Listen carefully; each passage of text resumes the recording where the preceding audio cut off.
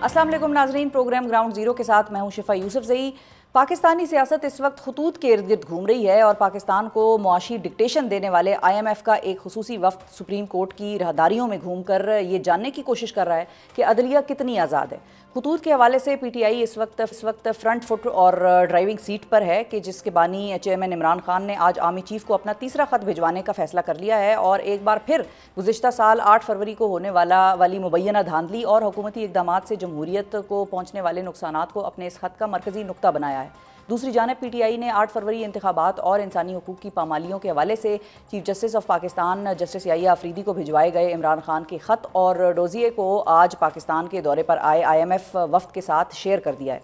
गुज़िश्ता रोज़ chief justice के साथ मुलाकात करने वाली IMF वफ्द के सरबराह के नाम ख़त में अपोजिशन लीडर उमर अयूब ने ये लिखा है कि वो चीफ जस्टिस को भिजवाए गए डोजिए को शेयर करने के साथ साथ 8 फरवरी इंतखाबात से मुताल्लिक गैर सरकारी तंजीम पतन की तफसीली रिपोर्ट को भी अपने ख़त का हिस्सा बना रहे हैं और वो ये समझते हैं कि सियासी और मुआशी शफाफियत के तनाजुर में इन तहफ़्फ़ुज़ात पर तवज्जो दी जाना चाहिए। इसके साथ साथ अपोजिशन लीडर ने IMF वफ्द को ये पेशकश भी कर दी है कि अगर वो किसी मज़ीद वजाहत के लिए PTI और दीगर अपोजिशन क़यादत से मुलाकात करना चाहे तो इसका एहतमाम भी किया जा सकता है। इसके साथ साथ JUI सरबराह मौलाना फजलुर रहमान ने IMF वफ्द के चीफ जस्टिस के साथ मुलाकात को अनोखा वाक़या करार देते हुए ये मौक़िफ़ अपनाया है कि उनकी राय में IMF को निज़ाम अदल पर तहफ़्फ़ुज़ात हैं और साथ ही उन्होंने अपनी मुद्दत मुकम्मल करने वाले इलेक्शन कमिश्नर राजा सिकंदर सुल्तान से फ़ौरी तौर पर घर चले जाने का मुतालबा भी कर दिया है। PTI के लिखे गए खतूत और डोजियर क्या वाकई बड़ी तब्दीली का पेश खेमा बन सकते हैं और अपोजिशन जमातें इस हवाले से क्या सोच रही हैं, इस पर बात करने के लिए हमारे साथ मौजूद हैं शाहिद खाकान अब्बासी साहब जो कि पाकिस्तान के साबिक़ वज़ीर आज़म हैं और अवाम पाकिस्तान पार्टी के कन्वीनर हैं। अस्सलाम वालेकुम अब्बासी साहब। वालेकुम सलाम। बहुत शुक्रिया अब्बासी साहब, आपने वक्त निकाला। सबसे पहले तो अब्बासी साहब ये बताइए कि IMF का वफ्द जो आया हुआ है और जो चीफ जस्टिस से भी उनकी मुलाकात हुई याहिया अफरीदी साहब से, उस हवाले से मौलाना फजलुर रहमान साहब ने कहा कि ये बड़ा एक अनोखा सा वाक़या है और ऐसा पहले कभी नहीं हुआ है और साथ ही फिर हमने ये भी देखा कि हुकूमत उसको डिफेंड कर रही है। हुकूमत कहती है नहीं भाई, अगर वो ना चाहते तो वो खुद इनकार कर देते मिलने से IMF के वफ्द से। ये चीज़ आपको नॉर्मल लगी है ये मुलाकात? नहीं, कौन इनकार कर देता? हुकूमत कहती है कि चीफ जस्टिस साहब अगर चाहते तो वो इनकार कर सकते थे IMF से मिलने से, लेकिन वो उन्होंने खुद ही मुलाकात कर ली, उन्होंने कबूल कर लिया। सवाल ये नहीं है, सवाल ये है कि उन्होंने मिलना क्यों चाहा IMF ने। सवाल तो ये है क्योंकि ये एक गैर मामूली अमल है, लेकिन ये उनके मैंडेट से मेरी नज़र में बाहर नहीं है। अच्छा। क्योंकि अदल का निज़ाम भी मईशत से जुड़ा हुआ है, ठीक है, इलेक्शन का निज़ाम भी मईशत से जुड़ा हुआ है। अगर वो इसके अंदर कोई कमी या खामी देखेंगे या ख़राबी देखेंगे तो ये उनकी ज़िम्मेदारी है कि इसको भी अपनी रिपोर्ट में शामिल करें। अगर वो ये देखें कि एक मुल्क में अदल के निज़ाम को एक तरमीम करके मसलन ख़राब किया गया, मैं नहीं कहता, लोग कह रहे हैं, ठीक है, एक तरमीम जो दुरुस्त नहीं है, तो यानी कि तो वो अलार्म और उसका असर मईशत पे पड़ेगा, इन्वेस्टमेंट पे पड़ेगा, तो फिर वो इसको अपने उसमें शामिल कर लेंगे रिपोर्ट में कि भाई यहाँ पर ये अमल हुआ है, हमें तशवीश है कि इससे नुकसान होगा, मुल्क का नुकसान अगर होगा तो फिर मईशत पे असर पड़ेगा, फिर जो प्रोग्राम है उस पर असर पड़ेगा, तरक्की नहीं होगी, तो इसलिए ये उनका काम है। तो यानी कि आप ये कह रहे हैं कि चूंकि ये अनप्रेसिडेंटेड है और पहले कभी नहीं हुआ, और मौलाना साहब भी यही कह रहे हैं और PTI भी यही कह रही है, बहुत सारे लोग और भी यही कह रहे हैं जो इंडिपेंडेंट मुबसरीन है या जिनका सियासत से उस तरह से कोई ताल्लुक नहीं है, वो भी ये कह रहे हैं ये पहली दफ़ा हुआ। कामरान मुर्तज़ा साहब भी कह रहे हैं कि ऐसा नहीं होना चाहिए था। तो यानी कि अगर IMF के वफ्द ने ये मुलाकात करने की ख्वाहिश जाहिर की और फिर ज़ाहिर है हमारे चीफ जस्टिस साहब मिले, तो यानी कि IMF इज़ कंसर्न्ड। जी बिल्कुल, क्या हो रहा है? बात है, वो कंसर्न है कि यहाँ जिस तरह अदल का निज़ाम है वो मईशत को सपोर्ट नहीं कर, लोगों का एतमाद नहीं है, वहाँ पर फैसले नहीं मिलेंगे, इसलिए इन्वेस्टमेंट नहीं आएगी।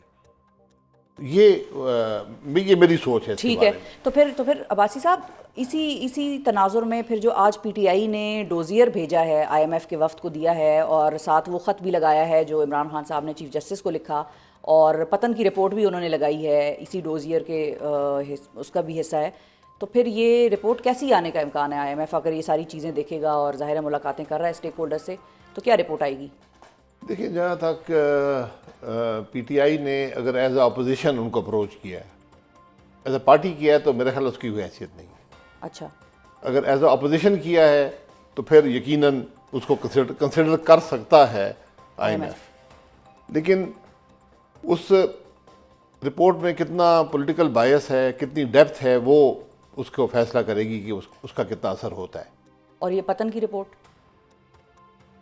وہ چونکہ ایک انڈیپینڈنٹ ادارہ ہے اس کا وہ امپیکٹ کر سکتی ہے ان کی سوچ کو. اچھا, اور اب اگر اس کا امپیکٹ آئے گا تو وہ لیکن یہ سب باتیں دیکھیں, یہ سب باتیں صرف رپورٹ سے نہیں اثر انداز ہوں گی, وہ ان کو ویریفائی کریں گے. ٹھیک ہے, جو یہ باتیں کر رہے ہیں کہ یہ حقیقت میں صحیح ہیں یا نہیں ہے. ٹھیک ہے. اور عمر ایوب صاحب نے یہ دعوت بھی دے دی ہے کہ آئی ایم ایف کے وفد کو کہ اگر آپ ملنا چاہتے ہیں اپوزیشن جماعتوں سے تو ہم آپ کو بریف کر سکتے ہیں. تو کیا آپ بھی چاہیں گے کہ وہ آئیں اور ملاقات کریں اپوزیشن سے اور آپ لوگ سارے مل کر ان کو بریف کریں, کیونکہ عمر ایوب صاحب نے تو یہ بات as a opposition leader in کو کی ہے. دیکھیں, جہاں تک ملک کے معاملات ہیں اس میں اپوزیشن کو بھی سپورٹیو ہونا چاہیے, ہونا پڑتا ہے. جسے کہتے ہیں نا, آپ اپنی گندے کپڑے پبلک میں نہیں دھو سکتے, ڈرٹی لینن جو ہے وہ آپ پبلک میں نہیں دھو سکتے. تو خرابی ہمیں بھی پتہ ہیں, حکومت کو بھی پتہ ہیں. تو یہ حکومت کے لیے ایک ویک اپ کال ہے کہ حکومت کہتی ہے یہ روٹین کا وزٹ ہے اور یہ روٹین کا لیٹر ہے, رپورٹ ہے, جو رپورٹ انہوں نے لکھنی تھی اس کے لیے وہ آئے ہیں. یہ کوئی بڑی بات نہیں, حکومت نہیں مان رہی. ٹھیک ہے, تو ٹھیک ہے, پھر وہ ملے. پھر میرا خیال ہے اپوزیشن بھی ضرور ملے. اچھا, اپوزیشن ایز اے انسٹیٹیوشن جو ہے یہ پارلیمان کا حصہ ہے. اور اگر لیکن یہ معاملات اگر آئی ایم ایف کی خواہش بھی ہوں تو بہتر ہے. ہم خود جو والنٹیئر کرتے ہیں نا اس پہ پھر تھوڑا اس کا آپٹکس اچھے نہیں ہوتے. ٹھیک ہے. تو عباسی صاحب ایک اور سوال بھی ہے کہ اگر تو مثال کے طور پہ یہ ساری چیزیں وہ اپنا ویریفائی بھی کر لیتی ہے آئی ایم ایف کا وفد اور وہ رپورٹ لکھتے ہیں اور رپورٹ کوئی ڈیمنگ قسم کی آ جاتی ہے, تو پھر اس کا کیا امپیکٹ ہوگا پاکستان پہ یا معیشت پہ؟ نہیں, ڈیمنگ نہیں ہوتی, ان کی کنڈیشنز ہوتی ہیں نا. ان کا آئی ایم ایف کا کام یہ کنڈیشنز ڈال دیں گے ہے کہ انہوں نے خود بھی پیسہ دیا ہے, اور جو دوسرے پاکستان کو جن لوگوں نے لینڈ کیا ہوا ہے, یہ جو بانڈز ہیں مارکیٹ میں, یہ سب ریلائی کرتے ہیں آئی ایم ایف کی اسکروٹنی پر, ان کی اوور سائٹ پر. اگر وہ اوور سائٹ میں نیگیٹیوٹی آئے گی تو یقیناً پاکستان کے حالات متاثر. اس میں کرپشن کا ایسپیکٹ بھی ہے جو وہ کرپشن کا ایسپیکٹ بھی ہے, گورننس کا ایسپیکٹ بھی ہے. بالکل. اور ابھی کرپشن پرسیپشن انڈیکس کی رپورٹ بھی آئی ہے سامنے جس میں کہ پاکستان کے نمبر خاصے خراب ہو گئے ہیں. اور بھی تو یہ ساری چیزیں کرپشن یقیناً پچھلے 2 سال میں کرپشن بڑھی ہے, اس کے پچھلے 4 سال میں بھی بڑھی تھی. تو کرپشن مسلسل پاکستان میں بڑھ رہی ہے, اور یہ جب بھی معیشت کمزور ہوتی ہے یہ اس کا ایک پہلو ہوتا ہے کہ کرپشن بڑھتی ہے. اور خاص طور جہاں پر معیشت کمزور بھی ہو اور آپ کے انفلیشن بھی زیادہ ہو, افراد زر بھی زیادہ ہو, وہاں پر کرپشن بڑھتی ہے. صحیح ہے. اچھا, تو عباسی صاحب اب ایک اور اسٹریٹجی بھی سامنے آئی ہے. عمران خان صاحب مسلسل لیٹرز لکھ رہے ہیں آرمی چیف کو, 2 لکھ چکے ہیں اور تیسرا بھی لکھنے والے ہیں, اور ان لیٹرز میں بھی وہ بھی یہی بات کر رہے ہیں الیکشن کے مینڈیٹ کے حوالے سے کہ اسٹیبلشمنٹ اپنی پالیسیز پر نظر ثانی کرے, ہمارا مینڈیٹ جو ہے وہ چوری ہوا, اور یہ ساری باتیں وہ کر رہے ہیں. اور فوج اور عوام کی خلیج بڑھ رہی ہے, اس کو دیکھنے کی ضرورت ہے, اس پر آپ خود کچھ کریں. تو یہ لیٹر والی اسٹریٹجی آپ کو ٹھیک لگ رہی ہے؟ نہیں, میں اسے اتفاق نہیں کرتا. صرف ہمارا پوسٹل نظام کمزور ہے, یہ خط پہنچتے نہیں ہیں. پاکستان پوسٹ انہوں نے بھی یہ کہا ہمیں ملا کچھ نہیں ملے نا, یہی تو. لیکن اس کا بھی ایک حل ہے. اچھا, ایک خط ہوتا ہے, آپ تو خط آپ نے کبھی لکھا ہے؟ میں نے لکھا ہے بالکل. ایک رجسٹرڈ اے ڈی خط ہوتا ہے. میں اس کو بھول گیا تھا, میرے ایک دوست نے مجھے میسج کیا کہ اس کو رجسٹرڈ اے ڈی کہتے ہیں, ایکنالجمنٹ ڈیو. وہ جب آپ وہ لگاتے ہیں خط کے ساتھ, تھوڑے پیسے زیادہ دینے پڑتے ہیں. عمران خان صاحب کو تھوڑے پیسے زیادہ خرچ کرنے پڑیں گے تاکہ اگلا بندہ رسید پہ سائن کرے, رجسٹرڈ اے ڈی ہو, ہاں کہ مجھے مل گیا. یہ وہ کہے گی جی میں نہیں ایکسیپٹ کرتا. دونوں صورت عمران خان صاحب کو وہاں سے جواب آ جائے گا کہ خط مل گیا, یہ وہ قبول نہیں کر رہا. ٹھیک ہے, ٹھیک ہے. لیکن خیر وہ میری ان کو رائے یہ ہوگی کہ خط جو ہے پاکستان کے عوام کو لکھیں, یہی خط جو ہے ان کو پبلک کر دیں, پاکستان کے عوام کو لکھیں. پبلک تو ہے نا, آرمی چیف کو لکھنے کا مقصد کیا ہے؟ ٹیکنیکلی تو وہ یہی, ان کی پی ٹی آئی والوں سے جب ہماری بات ہوتی ہے وہ کہتے ہیں کہ یہ کوئی ایسا خط نہیں تھا جو بائی پوسٹ ہم نے بھیجا ہو یا آرمی چیف کو بھیجا ہو. وہ یہی ہے کہ وہ اوپن لیٹر ہے, وہ عوام کو بھی ہے, وہ اکیڈیمکس کو بھی ہے, پروفیسرز کو بھی ہے, بیوروکریٹس کو بھی ہے, سب کے لیے وہ لکھا ہوا ہے, اور وہ اوپن لیٹر ہے اور ہم نے لگا دیے ہیں. اب تیسرا بھی اوپن لیٹر بار بار جو ہم نے سنا ہے کہتے ہیں کہ آرمی چیف کو بھیجا, بالکل چیف کو لکھا ہے, وہ بات میں اس سے اتفاق نہیں کرتا. اچھا, مطلب اس کا خط لکھنا ہے, جو بات بھی کرنی ہے کھل کر. وہ پولیٹیکل لیڈر ہیں. آرمی چیف ایک ملک کے ادارے کے سربراہ ہے. ٹھیک ہے, تو کیا وہ یہ کہہ رہے ہیں کہ ملک کا ادارہ ہی ملک چلا رہا ہے؟ اس کا تو بات قابل قبول نہیں ہے نا, پھر تو ملک آئین کے مطابق نہیں چل رہا. اس لیے انہوں نے جو کچھ بات لکھنی ہے وہ عوام کو لکھیں, پبلک میں آئے, ان کی ایک سپورٹ بیس ہے, اس پر وہ بات کریں. صحیح ہے. لیکن عباسی صاحب اپوزیشن بھی تو یہی بات کرتی ہے نا کہ اسٹیبلشمنٹ ہی چلا رہی ہے حکومت کو, اور اس حکومت کو اسٹیبلشمنٹ ہی مینیج کری, اور یہ بات آج مولانا صاحب نے بھی کی ہے. کہہ تو رہی ہے یہ بات اپوزیشن پارلیمان بھی میں یہی کر لیں بات. نا، یہ بات پارلیمان میں کر لیں کہ بھئی ملک کیسے چل رہا ہے. اس میں کوئی شبہ نہیں ہے کہ ملک آئین کے مطابق نہیں چل رہا، ٹھیک ہے. لیکن کون چلا رہا ہے، کیسے چلا رہا ہے، اس پہ ہم کبھی بات کرتے نہیں ہیں، نہ اس کا حل نکالتے ہیں. اور یہ معاملہ خراب سے ہم نے عمران خان صاحب نے خود ہائیبریڈ پلس کا کہا تھا، ہائیبریڈ کا کہا تھا. پلس تو اب ہے آج کل، اب پلس ہے، آج کل ہائیبریڈ پلس ہے. تو یہ معاملات اس طرح چل نہیں سکتے. ملک جب تک رول آف لا نہیں ہوگا، ملک آئین کے مطابق نہیں ہوگا، ملک نہیں چلے گا. یہ بات ہمیں بڑی واضح ہونی چاہیے. صحیح ہے. اور اب جو اپوزیشن الائنس جو بن رہا ہے یا بن گیا ہے، جس کو ہم کہیں گے، ظاہر ہے سارے آن بورڈ آ گئے ہیں، آپ لوگ بھی آ گئے ہیں، مصطفیٰ نواز کھوکھر صاحب بھی ہیں، مولانا صاحب بھی ہیں. تو یہ اپوزیشن الائنس کیا یہ بات باور کرا حکومت کو، اسٹیبلشمنٹ کو سمجھا سکیں گے آپ لوگ کہ بھائی سوچیں اور دیکھیں سمجھنا وہ چاہیں تو کچھ آج تبدیلی بھی کریں؟ سمجھ سکتے ہیں، سمجھ سکتے ہیں، ہمارے بتائے بغیر بھی سمجھ سکتے ہیں کہ ملک کے حالات کیا ہیں، ان کا مستقبل کیا ہے ملک کا.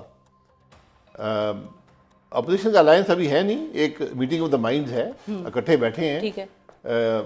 کامن ایجنڈا جو ہے اس پر بات ہوئی ہے، اور وہ یہی ہے کہ رول آف لا ہو. تو رول آف لا اچیو کرنے کے لیے وے فارورڈ کیا ہوگا؟ اگر ابھی تک الائنس کی شکل نہیں چلیں اختیار ہوئی تو وہ وے فارورڈ کیا ہے جو لائک مائنڈیڈ لوگ سارے آپ بیٹھے ہیں؟ بات ہی کر سکتے ہیں نا، یہ آج ضرورت ہے ملک کی. ملک کی اپوزیشن کہہ رہی ہے کہ آج ملک کی یہ ضرورت ہے. ملک کی اپوزیشن کو راستہ بھی دے سکتی ہے کہ ہم جو آج کے حالات ہیں اس سے یہ نکلنے کا راستہ ہے. 1 سال سے ملک میں حکومت بھی نہیں چلی، لیکن اپوزیشن بھی نہیں چلی. اب ہماری کوشش یہ ہے کہ اپوزیشن کم از کم اپنا ایک متفقہ موقف قائم کر لے جو ورکیبل ہو. پارلیمان کے اندر؟ جی پارلیمان کے اندر، پارلیمان سے باہر، دونوں فورمز آپ کے پاس ہیں. اور روڈز پہ اور بھی؟ یہ لیگل نہیں، روڈ تو آخری حربہ ہوتا ہے نا. ٹھیک ہے. اگر آپ آخری حربے سے کام شروع کریں گے تو پھر گڑبڑ ہو جاتی ہے. ٹھیک ہے، یعنی کہ ابھی احتجاج وغیرہ کا جو سلسلہ ہے وہ بات کی بات ہے. پہلے دیکھیں احتجاج بھی آپ کا حق ہے، کوئی جماعت احتجاج کرنا چاہتی ہے، آپ اس حق اس سے لے نہیں سکتے. آج تو حکومت حق دینے کو تیار نہیں ہے نا، جو آئینی میرا حق ہے مجھے وہ دینے کو تیار نہیں ہے کہ بھائی میں جلسہ کر لوں، میں آ کے بات کر لوں، میں جلوس نکال سکوں، یہ سب حق ہے. میاں صاحب نے بھی ویسے آج کل ملاقاتیں شروع کی ہوئی ہیں، جب سے انہوں نے میرا خیال ہے دیکھا ہے کہ اپوزیشن والے بیٹھے ہیں اکٹھے، تو انہوں نے کہا میں بھی اپنے لوگوں کے ساتھ بیٹھوں. تو نہیں اچھی بات ہے، میٹنگز وغیرہ شروع کر چاہیے جی، سب کو بیٹھنا چاہیے، حل نکالیں. ملک کے معاملات کے بہت غیر معمولی ہیں، ان کا حل نکالیں. کیسے دیکھ رہے ہیں آپ یہ سال جو اگلا آ رہا ہے پاکستان کے لیے؟ سال پچھلے سال سے بدتر ہوگا. اگر گورنمنٹ کا بھی دیکھیں، آپ نے کیونکہ ایک سال گورنمنٹ نے پورا کر لیا. یہی سر پورا کرنا کوئی اچیومنٹ نہیں ہے. پورا آپ زندگی لگا لیں، آپ بیٹھے رہیں، پوری حیات اپنے آپ کو کر لیں، آپ کچھ نہیں کر پائیں گے ملک کے لیے.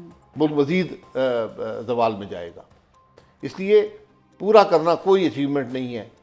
یہ سال بھی پورا ہو جائے گا، اگلا سال بھی پورا ہو جائے گا، ملک پورا نہیں ہوگا.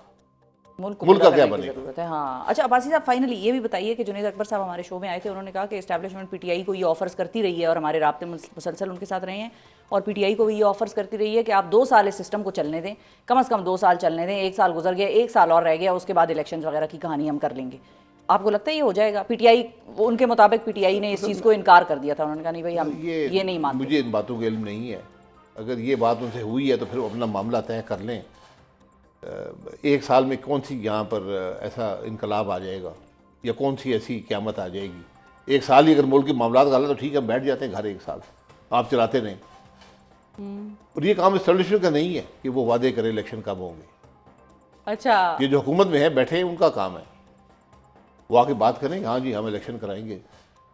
پارلیمنٹ تو وزیر اعظم بھی توڑ سکتا ہے نا، یا عدم اعتماد ہو، 2 طریقے ہیں. اس لیے یہ پتہ نہیں، ہم سب یہ باتیں ضرور کرتے ہیں لیکن ان میں نہ حکومت نہیں کرے گی، نہ کوئی ثبوت ہو سکتا ہے ان کا، ان باتوں کا نہ ثبوت ہوتا ہے. اور یہ سب میں نے یہ کہا تھا، اس نے یہ کہا تھا، فلاں آفر آئی، فلاں. ملک وہیں پہ ہے، ملک میں کوئی بہتری نہیں آئی. مڈ ٹرم الیکشنز تو نہیں آپ کو نظر آ رہے؟ سر مڈ ٹرم الیکشن کس قسم کے الیکشن؟ 18 والا الیکشن، 24 والا الیکشن مت ہی کرائیں تو بہتر ہے. اللہ اللہ کرے. عباسی صاحب کیا کہہ رہے ہیں آپ؟ میں آپ کو کہہ رہا ہوں اگر آپ نے یہ 24 والا الیکشن پھر سے اس ملک میں ریپیٹ کرنا ہے تو مت کرائیں. تو پھر وہ قومی حکومت کا پلان ہے، جو مرضی بنا لے، ایک آئینی ترمیم کر لے تاحیات ہم رہیں گے. کر سکتے ہیں نا، کوئی روکنے والا ہے؟ ہو سکتی ہے بالکل. آپ نے ترمیم کر دی، ملک کے عدل کے نظام کو ختم کر دیا، کوئی بولا ہی نہیں. تو آپ یہ بھی کر سکتے ہیں، کل ایک حکومت ایک ترمیم لے آئے جی ہم تو بڑا ملک کے معاملات خراب ہیں، قومی حکومت بن گئی. جی ہم تو بس جب تک ہیں زندہ ہیں تو انشاءاللہ. بہت شکریہ ادا کریں گے. کوئی ممالک میں ہوتا تھا ایسے، ہوتا تھا جی. بہت شکریہ ادا کریں گے شاہد خاقان عباسی صاحب. ناظرین، سابق وزیر اعظم پاکستان ہمارے ساتھ موجود ہیں. عباسی صاحب نے بڑے معنی خیز انداز میں بہت ساری باتیں کر دیں. اب اس پر کوئی کان دھرے, کوئی سننے والا ہو, سمجھنے والا ہو تو ان باتوں کو سمجھے کہ عباسی صاحب کیا کہہ گئے آج. اب ہم جائیں گے حکومت کی طرف, حکومت کا موقف لیں گے, پوچھیں گے حکومت سے کہ یہ جو خط و کتابت ہو رہی ہے اور جو چیف جسٹس صاحب کی ملاقات IMF کے وفد کے ساتھ ہو رہی ہے, اس سے کیا نکلتا ہوا وہ دیکھ رہے ہیں, اور کیا وہ کنسرنڈ ہیں کہ باہر کا ایک وفد آ کے پاکستان میں چیف جسٹس سے یہ پوچھ رہا ہے کہ آپ کے عدلیہ کا نظام کیسا چل رہا ہے. ان دو سوالوں کا کی جو کہ اس وقت تواتر کے ساتھ حکومت سے پوچھے جا رہے ہیں. پہلا تو یہ کہ آخر چیف جسٹس یحییٰ آفریدی نے گزشتہ روز IMF وفد سے ملاقات کیوں کی, اور دوسرا یہ کہ اپنے اقتدار کا پہلا سال مکمل ہونے کے بعد موجودہ سیٹ اپ مزید کتنے سال نکال سکتا ہے. یہ سوال بچے کی زبان پہ ہے اور ہمیشہ ہی رہتا ہے. ویسے this is not about just this government, یہ پاکستان کا ایک قومی سوال ہے ناظرین کہ حکومت کیا اپنا مدت میعاد پورا کرے گی. یہ سوال ہمیشہ ہر حکومت کے بارے میں پوچھا جاتا ہے. اب دوبارہ سے ظاہر ہے سال مکمل ہوا ہے, ایک ایونٹ آیا ہے, اوکیزن آیا ہے, تو اس پہ یہ سوال پوچھا جا رہا ہے. اب PTI کا دعویٰ یہ ہے کہ اسٹیبلشمنٹ اس حکومت کو 2 سال تک چلانا چاہتی ہے, جس میں سے 1 سال جو ہے وہ گزر گیا ہے.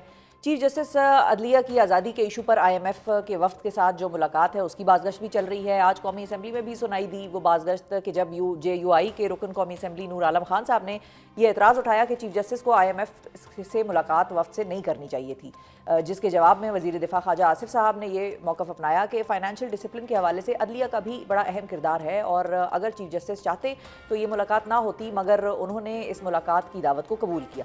اقتدار کا پہلا سال مکمل ہونے پر جشن منانے والی حکومت کو ٹف ٹائم دینے پوزیشن الائنس بھی اپنی حکمت عملی باقاعدہ طور پہ ترتیب دینے میں مصروف ہے, اور حکومت اب اس ساری صورتحال میں کیا سوچ رہی ہے اس پہ گفتگو کریں گے. ہمارے ساتھ موجود ہیں رہنما نون لیگ اور رکن قومی اسمبلی بلال کیانی صاحب. السلام علیکم بلال صاحب. جی وعلیکم السلام. بہت شکریہ کیانی صاحب. سب سے پہلے تو ابھی جو ریسنٹ چل رہا ہے سارا کہ چیف جسٹس IMF کے وفد سے ملے, اسی سے آغاز کر لیتے ہیں کہ اس پہ بڑی تنقید ہو رہی ہے کہ ان سے کیوں ملے, نہیں ملنا چاہیے تھا. سوال یہ ہے کہ آپ کو کیا لگتا ہے کہ ایسا نہیں ہو سکتا تھا کہ حکومت خود ہی وزیر قانون مل لیتے اور وہ مل کے ان کو جو بھی ان کے عدلیہ کے بارے میں سوالات تھے ان کے جوابات دے دیتے؟ جی بسم اللہ الرحمن الرحیم, بہت شکریہ جی اپنے شو میں دعوت دینے کا. دیکھیے تھوڑا سا کانٹیکسٹ اس میں دیکھ لیجئے کہ یہ پروگرام جب پچھلے سال اگری ہوا IMF کے ساتھ پاکستان کا, تو اس میں دیگر بے تحاشا بینچ مارکس ہوتے ہیں, اور پہلے تو ایک رپورٹ شائع ہونی تھی corruption and governance diagnostic assessment. اس رپورٹ کے شائع ہونے کی حد تک ایک کمٹمنٹ اس پروگرام میں کی گئی, اور اس میں ساری جماعتیں, کیونکہ سب کی حکومتیں صوبوں میں بھی تھیں, یہ سب ڈسکشن کا حصہ تھیں, اور یہ کمٹمنٹ اس رپورٹ کی شائع ہونے کی اور اس کے لیے اس مشن کے آنے کی تب طے ہوئی تھی, اور یہ پبلک ڈاکیومنٹ ہے جو ویب سائٹ پہ. تو ایک یہ جو تاثر دیا گیا کہ اچانک کوئی نئی چیز ہے, ایسا نہیں ہے.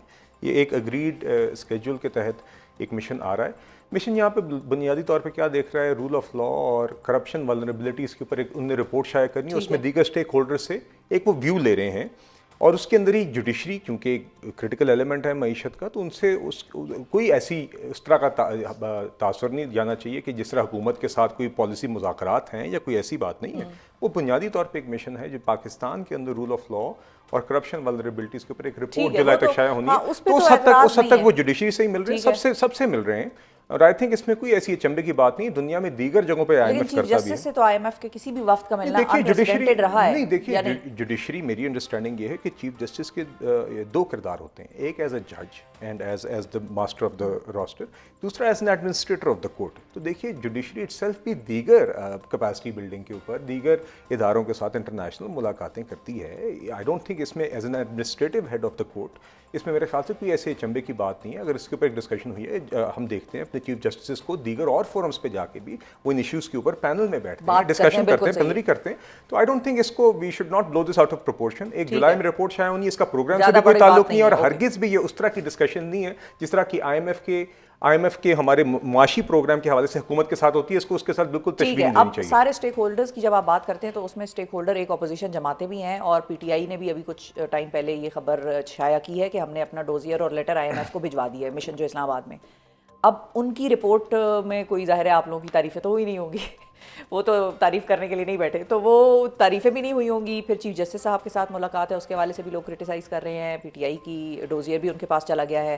اگر کوئی ڈیمنگ قسم کی رپورٹ آ جاتی ہے جو جون میں آنی ہے, پھر نہیں دیکھیے ایک اس میں اگر کوئی ایک ایکسٹرنل ویو ہوگا, اگر کوئی ایسی چیز نکلتی ہے اور اس رپورٹ کے میں اسیسمنٹ میں چیزیں کئی بتائی جاتی ہیں کہ جو امپرومنٹس ہوئی ہیں وہ بھی آتی ہیں, مگر کہیں کوئی روم فار امپرومنٹ آئیڈینٹیفائی ہوتا ہے تو یقیناً ہمیں as a system of governance کے اندر کوئی بھی سجیشن آئے تو اس کو ہمیں دیکھنا چاہیے. اس سے زیادہ کوئی بات ادھر اس میں ہے نہیں. جہاں کیونکہ کرپشن پرسیپشن انڈیکس کے حوالے سے بھی جو رپورٹ وغیرہ آئی ہے اس میں بھی پاکستان کا نمبر جو ہے وہ خراب ہوا ہے. جی چلیں وہ اتار چڑھاؤ جاری رہتا ہے, مگر آپ کو یاد ہوگا کہ اس پر کرپشن نہیں, I don't think so. I think یہ تو جی ایک اسکیجولڈ ایک معاملہ تھا. اس میں اپارٹ فرام دیز انڈسیز مین چیز یہ ہے کہ اگر اس ڈائگنوسٹک رپورٹ میں سے ایک اسیسمنٹ فیئر اسیسمنٹ آتی ہے اور اس میں سے کوئی ایسے ٹیک اویز ہیں جس کے نتیجے میں ہم کوئی مزید improvement in addition to the reforms that we are carrying out کر سکتے ہیں, کیوں نہیں دیکھنا چاہیے. جہاں تک پی ٹی آئی کے خطوط اور ڈوسیئرس کی بات ہے, دیکھیے پی ٹی آئی نے تو خط تب بھی لکھا تھا جب خان صاحب, جب ہم نے پروگرام ریوائیو کرنے کی کوشش کی تھی 2022 میں, پی ٹی آئی کا ہی سبوٹاج کیا ہوا پروگرام ان کے جانے کے بعد ہم نے پی ڈی ایم گورنمنٹ میں کیا, خط لکھے گئے, پھر کہا گیا خط ہم نے اس نیت سے نہیں لکھے, پھر شوکت ترین تھا اور تیمور جھگڑا صاحب کی کال سامنے آ گئی. خط تو پچھلے سال بھی فروری میں لکھے گئے آئی ایم ایف کو, اور ابھی پھر سے لکھے جا رہے ہیں, کیونکہ پی ٹی آئی کے تو وہ ٹائمنگ لیکن اور تھی بلال صاحب جب پہلے وہ لوگ خط وط لکھتے تھے, کیونکہ اب تو چلے پی ٹی آئی کو تو ہم کہہ سکتے ہیں کہ چلو بھائی وہ تو سیاست کر رہے ہیں یا وہ تو اپنا جو بھی نیریٹو ہے وہ فردر کر رہے ہیں, لیکن یہ ایک ایسے ٹائم میں ہو رہا ہے کہ جب آئی ایم ایف خود اسی چیز کو اسیس کر رہا ہے. اور وہ ٹھیک ہے, اب آپ لکھیں چٹھیاں, اپنا شوق پورا کریں, ہمیں اس میں کوئی حرج نہیں ہے. اب اگر ہم یہ پریفر کریں گے کہ اگر آپ کوئی کنسٹرکٹیو رول ادا کر سکتے ہیں, ہمارے آئی ایم ایف کے پروگرام کے اندر کہہ سکتے ہیں یہ چیز اس طرح نہیں اس طرح ڈیزائن ہونی چاہیے تھی, یا آپ معاشی پالیسیز کے اوپر کریں تو میرا خیال ہے بہتر ہوگا. میں آپ کو گزشتہ روز اسٹینڈنگ کمیٹی آن فائنینس کی ایک مثال دیتا ہوں. عمر ایوب صاحب وہاں پہ آئے ہیں, ایک ٹیکس لا کے اوپر سنجیدہ گفتگو ہو رہی ہے جس کی سب کمیٹی کی ذمہ داری مجھے دی گئی تھی. میں نے 3 میٹنگز اس پہ کی, اس میں ٹریجری اور اپوزیشن دونوں کے ممبران موجود تھے اور بڑی اچھی ڈسکشنز رہیں. مگر کل اس ماحول کو آگے عمر ایوب صاحب نے ٹورپیڈو کیا. انہوں نے وہاں پہ آ کے سیاسی بات کر کے واک آؤٹ کر گئے, رادر دین ایک معاشی پالیسی کے اوپر یا ایک ٹیکس لا کے اوپر اپنی گفتگو کرتے ہیں. انہوں نے اس لا پہ کوئی بات نہیں کی. وہ تو احتجاج ہی کر رہے ہیں نا, مگر دیکھیے یہ پارلیمان میں احتجاج ہی کر رہے ہیں, روز آتے ہیں بینر اٹھا کے اور روز جاتے ہیں, وہ احتجاج کے موڈ میں ہیں. ہاں تو احتجاج کے وہ کنٹریبیوٹ نہیں کرنا چاہتے گورنمنٹ کے اس میں. بالکل ٹھیک ہے, تو چلیں آپ نے اگر یہ ان کی نیت ہے تو پھر آپ اپنا کام جاری رکھیں. ہم پریفر کریں گے کہ کنسٹرکٹیو کرٹیسزم بھی بے شک آئے, مگر کنسٹرکٹیو سوچ کے ساتھ آئے. ادروائز اب اپنی چٹھیاں جاری رکھیں, آپ نے پہلے بھی لکھی ہیں, اور ہمارا جو ملک کو بہتر کرنے کا, معیشت کو بہتر کرنے کا سفر ہے اس میں خلل نہیں ڈال سکے. آئندہ بھی ہم اپنا کام جاری رکھیں گے. اب آئی ایم ایف کے ساتھ پروگرام بھی چل رہا ہے, 1 سال میں میکرو اکنامک امپروومنٹ بھی لوگوں کی توقعات سے بہتر رہی ہے, اور آگے ایک بنیاد رکھ دی گئی ہے, اور انشاءاللہ آگے مزید بہتری آتی رہے گی. ٹھیک ہے. اچھا اب ظاہر ہے 1 سال آپ لوگوں کی گورنمنٹ کو پورا ہو گیا ہے, اس ایشو سے ذرا نکلتے ہیں. 2 دن پہلے جنید اکبر صاحب ہمارے پروگرام پہ تھے, انہوں نے ایک بڑا انکشاف کہہ لیں یا دعویٰ کہہ لیں وہ انہوں نے کیا, اور انہوں نے یہ بات کی کہ اسٹیبلشمنٹ کے ساتھ ایسا نہیں ہوتا کہ رابطہ آج ہو رہا ہے یا سال پہلے ہوا تھا, یہ مسلسل چلتے رہتے ہیں رابطے. اور اسٹیبلشمنٹ کی طرف سے ہمیں یہ آفر آئی تھی کہ 2 سال تک آپ گورنمنٹ کو چلنے دیں, 2 سال تک سیٹ اپ کو ڈسٹرپٹ نہ کریں, اور 2 سال بعد ہم الیکشن کرا دیں گے. تو انہوں نے تو ایک طرف سے آفر, یہ وہ والی بات ہے جو آپ کہتے تھے کہ 2019 میں ہمیں آفر دی تھی کہ عمران خان کی حکومت گروا کے ہم آپ کی حکومت بنا دیتے ہیں. تو اسٹیبلشمنٹ از سیریس, اس وقت بھی سیریس تھی اور اب بھی سیریس ہے. صاحبہ ہزاروں خواہشیں ایسی کہ ہر خواہش پر دم نکلے. یہ خواہش ضرور ہو سکتی ہے خان صاحب کی, پی ٹی آئی کی, کہ اس طرح کی کوئی آفر آ جائے. وہ آفر کے لیے تو دیکھیے جہاں پہ جب گنڈے پور صاحب بھی آتے رہے نا, تو وہ دن میں کچھ اور تھے, وہ شام کو کچھ اور تھے, یہ سب جانتے ہیں. تو یہ صبح گلے پکڑنے کی کوشش کرنے والے ہیں, شام کو پاؤں پڑنے والے ہیں. لیکن یہ بات پی ٹی آئی بھی کہتی تھی, اس کے بعد تو پھر آپ کو پتہ ہی ہے کہ پی ڈی ایم بن گئی تھی. تو ابھی ایک تو گرینڈ اپوزیشن الائنس بھی ہے, اور دوسری طرف یہ آفر کی انہوں نے انکشاف کیا ہے. ایسا ہرگز نہیں جی, ہم ان میں نہیں تھے کہ ہم اپنی جد و جہد کے دوران ناؤ میں جیسے حادثے کریں اور پھر جوانوں کو کی زندگیاں ایٹ رسک کریں اور اپنی سیاست اس طریقے سے کریں. تو بہرحال بات یہ جی کہ ایسی کوئی نہ آفر ہے نہ ہوئی ہے, اور ان کی خواہش ضرور ہو سکتی ہے, مگر میرا نہیں خیال اس کا کوئی امکان ہے. تو باقی چلیں, اب پی ٹی آئی نے جس طرح کا فائنل کال بھی اب فیل ہو گئی. اب فائنل کال کے بعد بندہ کیا کر سکتا ہے؟ اس طرح کے بیانات ہی دے سکتا ہے, اس طرح کے احتجاج ہی کر سکتا ہے, یا احتجاج کا کم از کم ایک لبادہ اوڑھ سکتا ہے. اور باقی تو ان کی ٹوٹ پھوٹ جو ہم اسمبلی میں بھی روزانہ دیکھ رہے ہیں نظر آ رہی ہے. تو چلیں, انہوں نے بھی کچھ اپنی سیاست چلانی ہے, چلاتے رہیں, مگر ہم امید کرتے ہیں کہ اسمبلی کے اندر بھی اور قومی معاملات پہ اگر ایک کنسٹرکٹیو کردار ادا کریں, ایک کنسٹرکٹیو اپوزیشن کا کردار ادا کریں, تو ان کے لیے بھی بہتر ہوگا اور اوور آل نظام کے لیے بھی بہتر. لیکن وہ تو نہیں ادا کر سکتے, وہ ان کی تو مرضی ہے, مذاکرات بھی نہیں چلے. میرے خیال سے ان کا بھی اسی میں جہاں نقصان پر ہے. آپ دونوں ساتھ بیٹھے تھے تو وہ مذاکرات بھی ختم ہو گئے, احتجاج مذاکرات سے وہ بھاگ گئے, اور یہ روایت انہوں نے اپنی برقرار رکھی. وہ تو انہوں نے کہا جوڈیشل کمیشن نہیں بنانا. نہیں دیکھیے, بات یہ ہے کہ آپ نے 2-3 نشستوں کے بعد تیسری نشست میں تو آ کے آپ اپنی 2 صفوں کی چٹھی لا سکیں. پہلی میٹنگ میں آپ تیار نہیں, تو آپ لوگوں نے ملوایا ہی نہیں ان کو ان کے لیڈر سے. وہ تو میٹنگ ہی نہیں ہو سکی کتنی دیر تک. نہیں, پہلی میں وہ آئے کہ جی ہمارے بندے نہیں, ہمیں کچھ ٹائم چاہیے. دوسری میں انہوں نے آئے کہ انہوں نے کہا لیڈر سے میٹنگ کرنی ہے. نہیں, دوسری اب یہ 1.5 مہینہ گزر گیا, دوسری میں آ کے پھر سے بتا رہے ہیں دوسری میٹنگ میں, اور اس کے دوران ملاقاتیں ہوتی رہی ہیں. اس 1.5 مہینے کے اندر بھی ان کی ادروائز ملاقاتیں رہی تھیں. دوسری ملاقات میں جب یہ آئے تو انہوں نے وہاں پہ آ کے کہا ہمیں مزید وقت درکار ہے. کمیٹی نے کوئی ان کا تمسخر نہیں اڑایا. انہوں نے کہا یار آپ کی مرضی, آپ کو اگر ٹائم چاہیے آپ لیں. انہوں نے کہا یہ ایک ملاقات ہو جانی چاہیے. ملاقات اس میں تھوڑی سی تاخیر ہوئی, ملاقات بھی پھر ہو گئی. اچھا ملاقات ہمیں چاہیے کہ بالکل آزاد ماحول میں ہو. نہیں وہ بنی گالا میں تو بیٹھے بھی نہیں ہیں, اڈیالہ جیل میں ہی بیٹھے ہوئے ہیں نا, اور وہ کسی وجہ سے ہی بیٹھے نہیں. لیکن انفیٹڈ ملاقاتیں ویسے بھی تو ہوتی رہی ہیں نا, جب سنجانی کا فیصلہ ہوتا تھا کہ بھائی سنجانی میں رہ جائیں, سنجانی میں کر لیں, رات صبح 7 بجے علی امین جا رہے ہیں. وہ تو خیر اس ٹائم پہ ہم نے یہ دیکھا, وہ تو ہم نے اس ٹائم پہ یہ دیکا کہ خان صاحب کے فیصلے کو بشرا بی بی نے اوور ٹرن کیا کہ ایسا نہیں ہوگا. مگر دیکھیے بات یہ ہے, اس کے بعد ان کی ملاقات بھی ہوئی, وہ اپنا کاغذ لے کے آئے. آپ کو 2 صفوں کے مطالبات رکھتے ہوئے کوئی 3 نشستیں اور 2 مہینے لگ گئے, اور آپ یہ کہتے ہیں کہ کیونکہ آپ کو 1 ہفتے کی ڈیڈ لائن اپنی جس درخواست کو آپ کو بنانے میں 2 مہینے لگے ہیں, آپ کہتے ہیں کہ جوڈیشل کمیشن جیسا بڑا فیصلہ جو ہے 1 ہفتے میں نہ ہوا تو ہم مذاکرات سے ہٹ جائیں گے. یہ ابتدا سے نہ والی بات ہے, یہ بھاگنے کا ایک بہانہ ہے. میں یہ سمجھتا تھا کہ ایک فورم بن گیا تھا. while they were on the table with you, Hamid رضا صاحب کے گھروں اور مدرسے پہ حملے ہو رہے تھے, چھاپے پڑ رہے تھے. دیکھیے وہ اب آپ کے اگر دوسرے معاملات ہیں تو آپ یہ کہیں کہ اس کو اس کے ساتھ نتھی کریں تو ایسا تو نہیں ہوگا نا. دیکھیے بات یہ حقیقتاً ہماری پولیٹیکل وکٹمائزیشن ہوئی 2018 سے 22 کے دوران, مگر اس ٹائم پہ بھی شہباز شریف صاحب پروڈکشن آرڈر پہ آ کے یہاں پہ لیڈر آف اپوزیشن کا کردار ادا کرتے تھے. بالاکوٹ ان کے پروڈکشن آرڈر بھی نہیں جاری ہوئے. ان کے پروڈکشن آرڈر بھی جب جاری ہوئے تو اس کے بعد ان لوگوں نے خود آ کے شکریہ ادا کیا. وہ والا جو اسد کیسر صاحب نے کام نہیں کیا تھا وہ ایاز صادق صاحب نے کیا تھا. اس کے بعد ان کے لوگوں نے خود اس بات کو اکنالج کیا تھا. مگر بات یہ ہے کہ وہاں اس وقت تو بالاکوٹ کا حملہ ہوا تھا تو شہباز شریف صاحب بریفنگ میں موجود تھے. عمران خان صاحب نے بطور مسلط شدہ وزیر اعظم کہا تھا میں ان کے ساتھ نہیں بیٹھوں گا. بات یہ شفا صاحبہ, یہ ایک ماحول بن گیا تھا مذاکرات کی. وہ جو ایک فورم بن گیا تھا, دا آپٹکس ور گڈ. عوام کو ایک پیغام جا رہا تھا کہ یہ لوگ بیٹھ کے کوئی سنجیدہ بات کر سکتے ہیں. میں امید کر رہا تھا کہ صرف خان صاحب یا اپنی ذات سے ہٹ کے یہ اس فورم کے اوپر معیشت کے اوپر بات, دہشت گردی کے اوپر یونائٹڈ فرنٹ کی بات, ایک ایسا فورم بن گیا تھا جہاں پہ سنجیدہ کا گفتگو ہو سکتی تھی. مگر یہ پھر سے اس سے ہٹ گئے. نہیں دیکھیے نہیں ہوئی نا, انہوں نے تو مینڈیٹ والی چوری والی بات بھی ادھر نہیں کی. انہوں نے کہا جی ہم نے یہ جو آپ کو 2 مہینے بعد 2 کاغذ دیے ہیں اس کے اوپر آپ نے کیونکہ ہمیں ہفتے میں جواب نہیں دیا اور ہم اگلی میٹنگ کا بھی ویٹ نہیں کریں گے, ہم جا رہے ہیں. ٹھیک ہے, یہ بالکل ایک سیلفش اپروچ ہے. یہ اسی طرح ہی بھاگے ہیں جس طرح آپ کو یاد ہے پی ڈی ایم گورنمنٹ کے اینڈ کے اندر ایک دفعہ پی ٹی آئی اور ہمارا وفد بیٹھا تھا الیکشن کی ڈیٹ کے لیے, یہ تب بھی بھاگے تھے. یہ ہمیشہ سیاسی عمل سے بھاگے ہیں, یہ پھر سے بھاگے ہیں. جی بہت شکریہ ادا کریں گے بلال کیانی صاحب. ناظرین ہمارے ساتھ موجود تھے اور یہی تھا کہ پی ٹی آئی مذاکرات سے بھاگی ہے. ہمارے آپٹکس کے لیے بہت اچھی چیز تھی وہ, اور ہمیں بڑی امید تھی کہ اس سے شاید کچھ نکلے گا, لیکن انفارچونیٹلی اس سے کچھ نہ نکل پایا. اب دیکھتے ہیں کہ آگے آنے والی سیاست پاکستان کی کیا رخ اختیار کرتی ہے. ایک وقفہ مجھے لینا ہے ناظرین, وقفے کے بعد بات کریں گے کچھ اے آئی اور جو آرٹیفیشیل انٹیلیجنس کا ایک دورہ اس وقت چل رہا ہے پوری دنیا میں. اٹ کیم, اٹ سا اینڈ اٹ کانکرڈ. یہ اصطلاح معمولی سی تبدیلی کے ساتھ ہم ایک ایسے انقلاب کے لیے استعمال کر رہے ہیں جس کو آرٹیفیشل انٹیلیجنس یا مصنوعی ذہانت کہا جاتا ہے.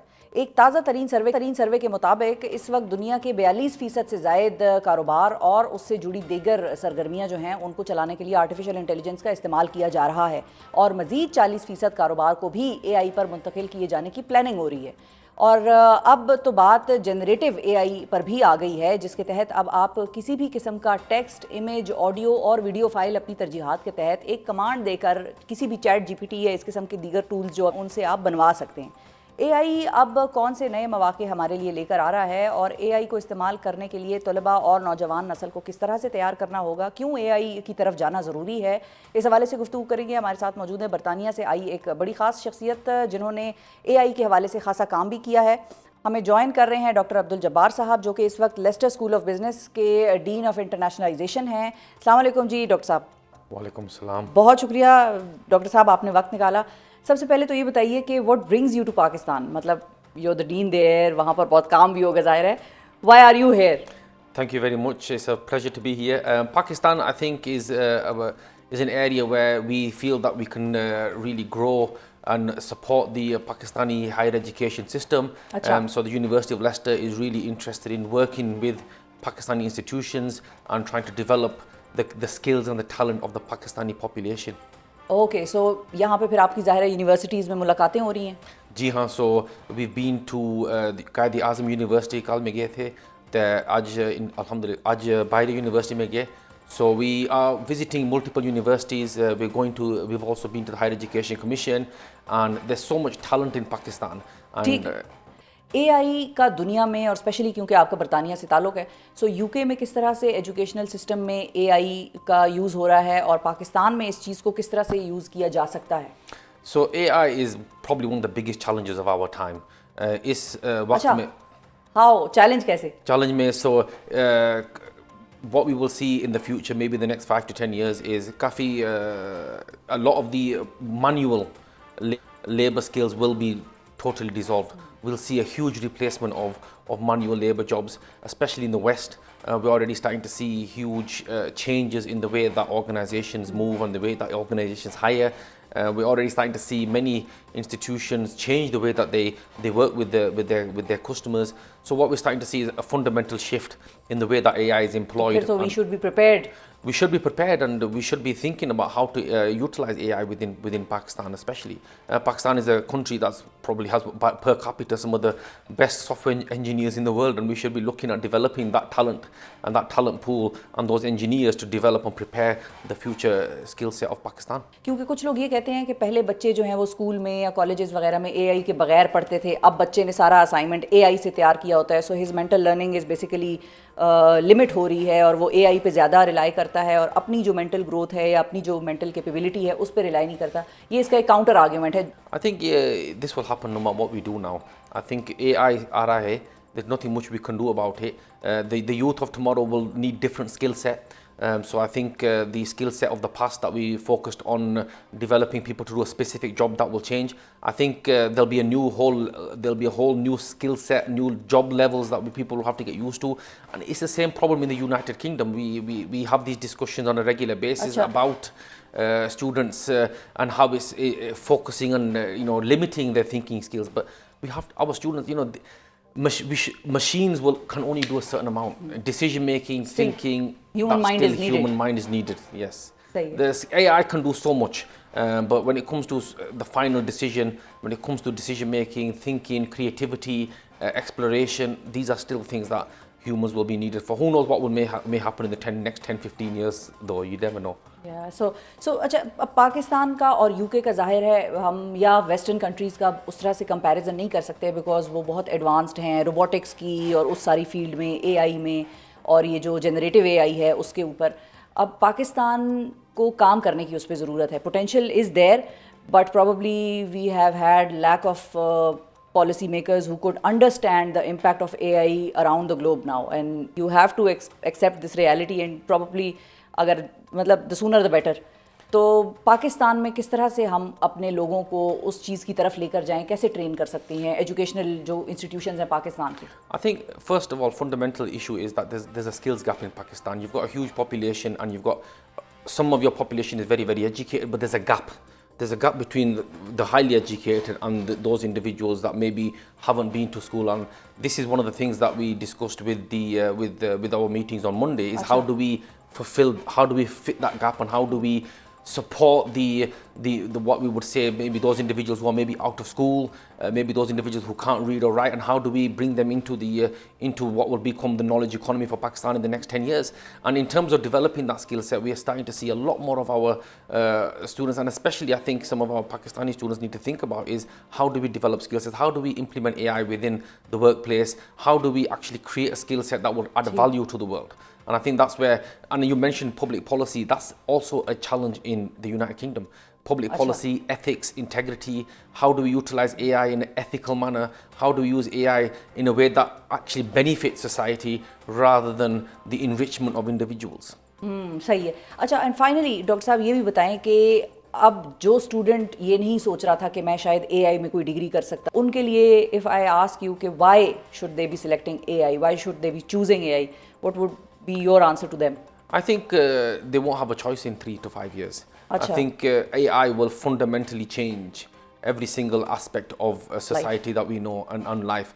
So every field, every job will be fundamentally changed. So for example, agriculture, we always think of agriculture, and Pakistan is known for its agriculture. Country, yeah. But agriculture will change, it can forecast the weather, it can forecast yields, it can tell you when the best time to plant specific crops. there's so much that AI can add value to a specific organization, to a specific country.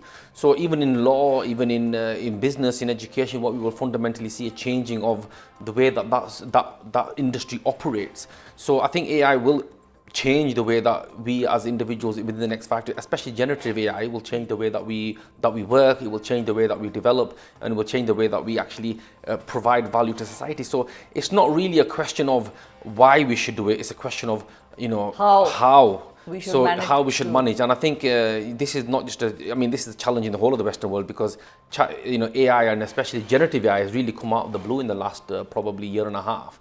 So it's a challenge that a lot of countries are facing. How do we prepare a whole aspect of society to take advantage of AI? How do we generate the ethical framework around AI? Because AI can provide a lot of opportunities for a lot of very nefarious activities, but how do we create the ethical framework around that? And how do we create public policy that supports the flourishing of an AI ecosystem? And we will, we'll see more and more of that, and we can see that at this moment in time, AI is a fundamental. It's a game of chess between some of the biggest countries in the world right now, and who controls the AI infrastructure will control some of the biggest technologies in the world in the next few years. So it's a huge opportunity. I think that's what we need to look at. There are challenges with everything, but it's about how do we tackle those challenges. And I think Pakistan is one of those countries that's fundamentally prepared for these types of challenges. It's got a huge population that's digitally literate. It's got a huge population of individuals that are I have known people who haven't been to school, but they can use smartphones. Exactly. So this is the future of AI. This is the future of Pakistan. Thank you so much, Dr. Jabbar. Thank you so much for being on the show.